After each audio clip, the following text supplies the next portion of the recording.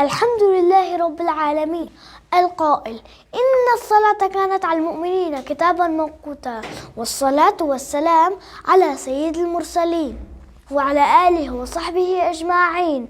القائل: وجعلت قرة عيني في الصلاة. أيها المسلمون، أحدثكم عن صلاة الفجر، فهي صلاة عظيمة فوائدها جليلة. من هذه الفوائد قال صلى الله عليه وسلم: بشر المشائين في الظلم إلى المساجد بالنور التام يوم القيامة. أيها المسلمون، يوم القيامة يوم مخيف ومظلم، والمكافأة تكون من جنس العمل. فعندما تصبر على السير في الليل وتصلي الفجر في المسجد وتتحمل هذه المشقة ابتغاء رضا الله تعالى، فإن الله تعالى يكافئك ويجعل لك نورا خاصا بك يضيء لك ما حولك ليهديك الطريق الصحيح يوم القيامة، فتأنس به وتطمئن نفسك.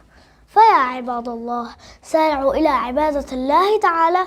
صلوا على الحبيب صلى الله تعالى على سيدنا محمد وعلى آله وصحبه وسلم.